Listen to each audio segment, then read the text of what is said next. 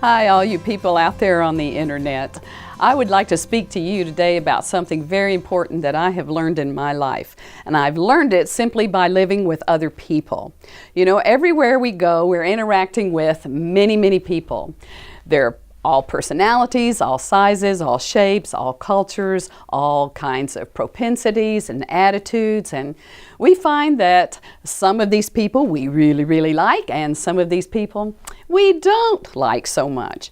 That being said, there's only one person that really matters the most, and that is yourself. Learning to live with yourself is the single most important factor in your success and in your happiness. So today, I would like to just share with you some of the tools that I have learned to use to help me be comfortable with me and to be centered in the truest sense of who I am. The first thing that I have learned to do is to be still. There is a psalm that says, "Be still and know that I am God." This is a very important key to learning to be happy in the world and to have peace of mind. The first thing, peace. Peace. How peaceful do you wish to be? Or are you happy with your level of anxiety and worry and your driven behavior? If you are, you can switch the channel right now. But if you would like more peace in your life, if you would like to live and let live honestly, then I have more to share with you. The first thing after making up your mind that peace is worthy of your time and attention and your commitment is to learn to be still. At this point in my life, I can sit for hours doing absolutely nothing and letting my mind just have a play day. I'm not directing my thoughts. I'm not particularly even watching my thoughts, but I am resting my consciousness on a deep level. I have learned to be still and to savor this stillness. From this stillness, I know that I am renewed on a deep level, not only physically, but mentally and emotionally. My favorite activity, I would have to say these days, is to just sit and do nothing. So if you're comfortable in sitting and doing nothing, you're invited to come and sit and do nothing with me. Because in this process, we are opening to something greater than our rational minds and our ego-driven minds. We are actually inviting the deeper, authentic self, the spiritual self, to make its presence known. So be still and know. We begin to discern that through the many thoughts, there's a particular quality of thought that emerges. And this quality of thought is one of gentle instruction. It's one of encouragement and comfort. It's one of guidance. Some people refer to it as the still small voice, which is a scriptural term.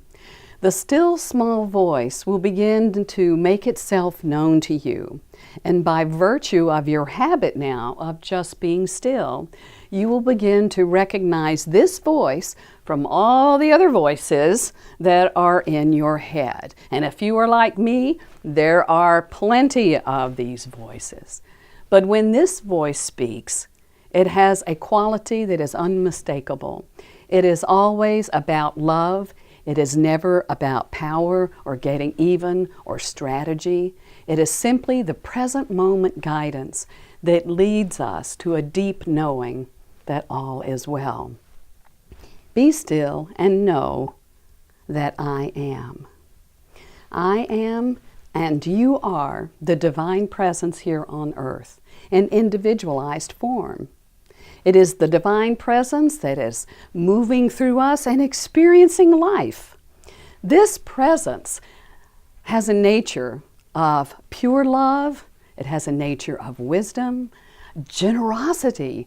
Wouldn't you just love to be a generous giver, to be able to give to those things that you would like to see grow and flourish without fear of lack or limitation?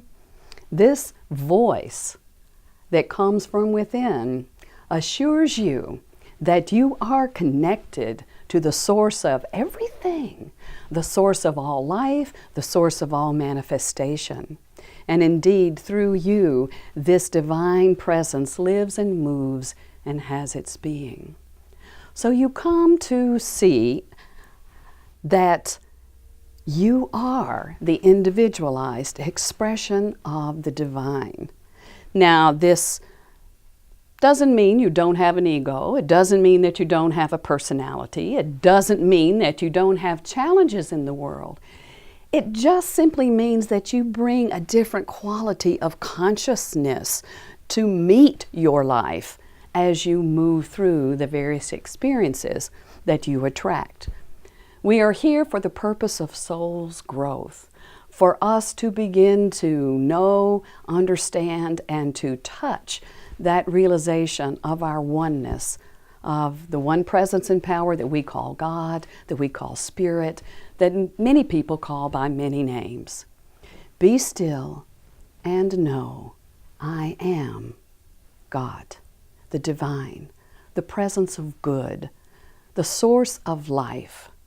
It is through this knowing that we heal ourselves, that we prosper ourselves, and that we give our gifts to the world. Each one of us came here to give something to the world that only we ourselves can give. Each one of us is a vital part of the whole. So you are very important. And it is important that you know who you are. So wherever you are in the world, no matter how distracted you may come by the personalities and the activities and behaviors of others, just take a moment to breathe, be still, get quiet, let it go, and invite the Spirit to center you, to give you what you need so that you are reminded of the power that you have to change a situation, to change an attitude, simply by being yourself. We are Unity Worldwide Ministries, and we bless you this day and invite you to stay tuned to our Today's Talks on Truth. God bless.